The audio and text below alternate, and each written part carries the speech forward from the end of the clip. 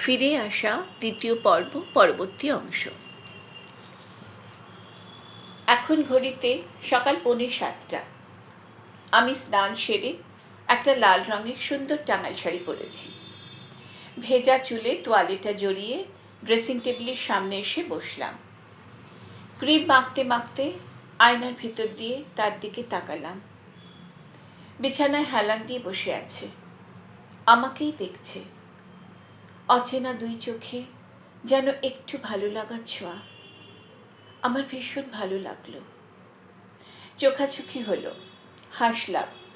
প্রত্যুত্তরে সেও একটু হাসল।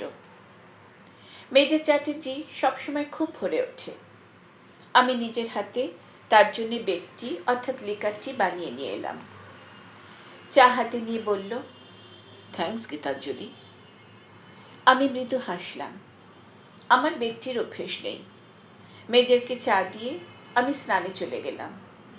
আর স্নান সেরে আজ এই লাল রঙের টাঙাল শাড়িটা পরেছি, বিয়েতে পাওয়া নতুন শাড়ি।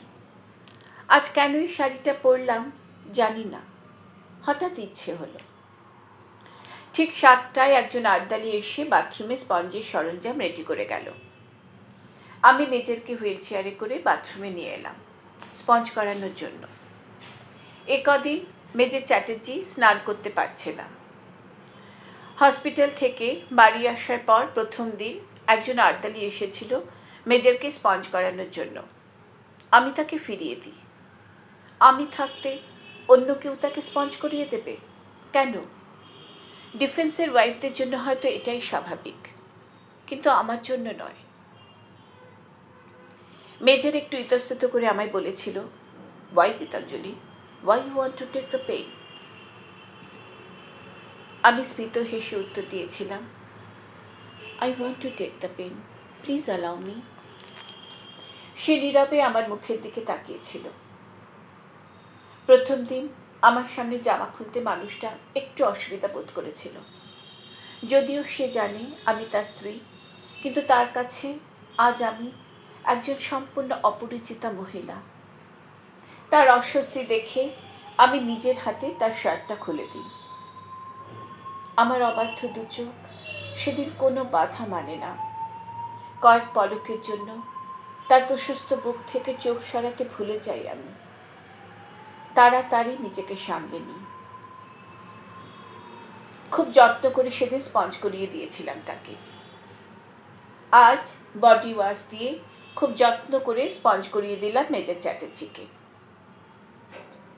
আমি মেজরের হুইল চেয়ারের সামনে স্নানের টুলে বসে তার শার্টের বোতাম লাগিয়ে দিচ্ছি। মেজর হঠাৎ আমার হাতটা ধরল। গভীর অনুরাগের সঙ্গে তার ঠোঁট দুটো ছোঁয়ালো আমার হাতের পাতায়। গভীর গলায় বলল, thank you Gitanjali, you are so caring. ভালো লাগায়, ভালোবাসায় আমার বুকটা ভরে গেল। আমি একটু হাসলাম। আমার চোখে চোখ রেখে সে আবার বলল, I am struggling Gitanjali, I am struggling with myself. থামল।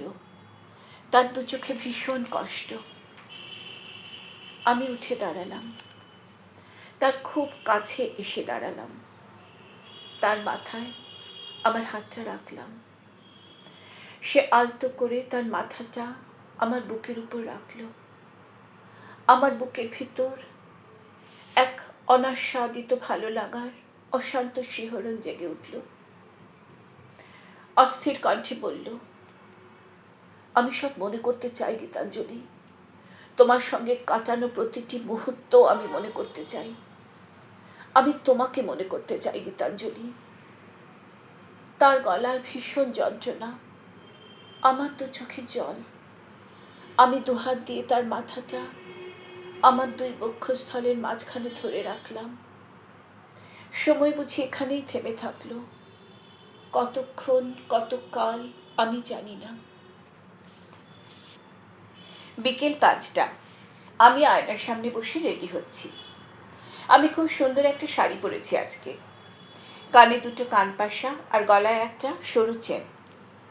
আমার চুলটা সিল্কি অ্যান্ড স্ট্রেট, কোমর অবধি লম্বা, ঘাড়ের কাছে আলগোছে একটা খোপা করে নিলাম।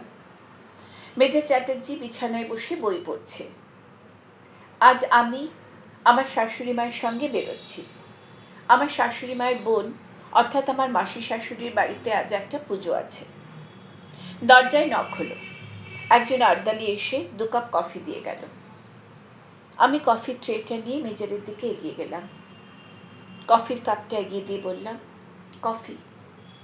মানুষটা বই থেকে মুখ তুলে তাকালো আমার দিকে, তারপর তাকিয়েই থাকলো। তার অচেনা 2 চোখে মুগ্ধতা, আগের সেই চেনা ভালো লাগার আবেশ। হাত বাড়িয়ে কাপটা নিল, একটু ভিতরের দিকে সরে বসে আমাকে বসার জায়গা করে দিল। আমি বসলাম। তার 2 চোখ আমাকে দেখছে। খুব সুন্দর দেখাচ্ছে তোমাকে গীতাঞ্জলি, গভীর গলায় বলল সে। ওই গভীর 2 চোখে নিজেকে হারাতে হারাতে লাজুক কণ্ঠে বললাম, থ্যাংক ইউ। বুকের ভিতর খুশির পরশ। কফি শেষ করে আমি উঠে পড়লাম। মেজর চ্যাটার্জিকে বিছানা থেকে নেমে হুইল চেয়ারে বসতে সাহায্য করলাম। মেজর হুইল চেয়ার নিয়ে বারান্দায় চলে গেল। আমি আয়নার সামনে দাঁড়িয়ে নিজেকে দেখলাম। আমি জানি আমি সুন্দর, কিন্তু সে যখন আমায় সুন্দর বলে তখন যেন নিজেকে অনেক বেশি সুন্দর বলে মনে হয়। ঠোঁটের উপর লিপস্টিকটা আর একবার আলতো করে বুলিয়ে নিলাম। বারান্দায় চলে এলাম। মেজর চ্যাটার্জির কোলের উপর বইটা খোলা, আনমনে বইয়ের দিকে তাকিয়ে আছে। অস্ত সূর্যের শেষ আলোয় তার মুখটা যেন বড় করুণ দেখাচ্ছে। আমি বুকের ভিতর একটা চাপা কষ্ট অনুভব করলাম। তার কাছে এগিয়ে গেলাম, আস্তে করে বললাম, আমি আসি। ফিরে তাকালো আমার দিকে, বলল, এসো। বললাম, কোনো অসুবিধা হলে ওদের কাউকে ডেকো। ওদের কাউকে মানে আমি এখানে ডোমেস্টিক হেল্পের কথা মেন করেছি।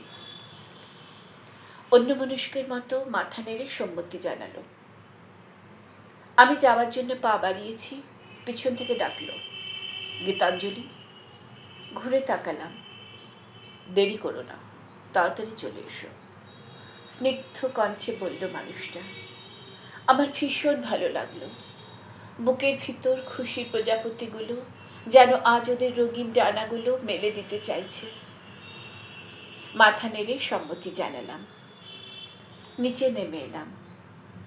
আমার শাশুড়ি মা আমার জন্য অপেক্ষা করছেন। আমরা বেরিয়ে পড়লাম।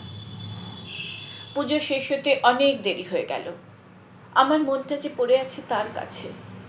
বাড়ি ফেরার জন্য ভিতরে ভিতরে চঞ্চল হয়ে উঠেছি। আমার শাশুড়ি মা তার সব আত্মীয় স্বজনদের সঙ্গে কথা বলতে ব্যস্ত। আমার যে আর তর্স হয়েছে না, দৌড়ে চলে যেতে ইচ্ছে করছে মানুষটার কাছে। অবশেষে প্রসাদ খেয়ে আমরা বাড়ি ফিরলাম।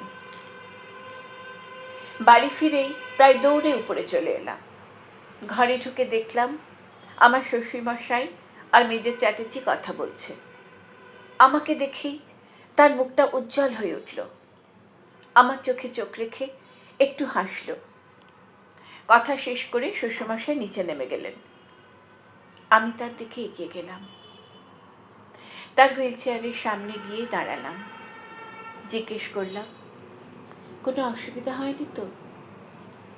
তার গভীর দৃষ্টি আমার মুখের উপর।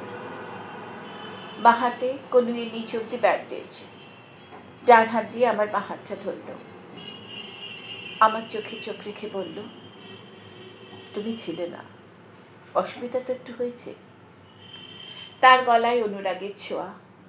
আমার মন প্রাণ হৃদয় জুড়ে খুশির পরশ। ওই গভীর 2 চোখে চোখ রাখলাম। আস্তে আস্তে বুঝি নিজেকে হারিয়ে ফেললাম ওই অতল কালো 2 চোখের গভীরে। আরো একবার। মানুষটা যেন খুব ধীর পদক্ষেপে আমার দিকে এগিয়ে আসছে। ভুলে যাওয়া দিনগুলোকে ভুলে গিয়ে যেন অতি সন্তর্পণে সে এগিয়ে আসছে আমার দিকে। ভুলে যাওয়া স্মৃতিগুলোকে মনে করতে না পারার বেদনা এখনো কষ্ট দেয় তাকে। মাঝে মাঝেই অন্যমনস্কের মতো নীরব চোখে শূন্য দৃষ্টিতে সে তাকিয়ে থাকে আমার দিকে। চোখে মুখে অব্যক্ত যন্ত্রণা, তার বুকের কষ্ট আমি অনুভব করতে পারি। নিজের সঙ্গে যুদ্ধ করতে করতে ক্লান্ত মানুষটা আজ বুঝি নিঃশব্দে সব কিছু মেনে নিয়ে ধীরে ধীরে আমার দিকে এগিয়ে আসতে চাইছে। আবার বুঝি নতুন করে আমাকে জানতে চাইছে, বুঝতে চাইছে, ভালোবাসতে চাইছে। আবার বুঝি নতুন করে শুরু করতে চাইছে। আজ এই পর্যন্ত।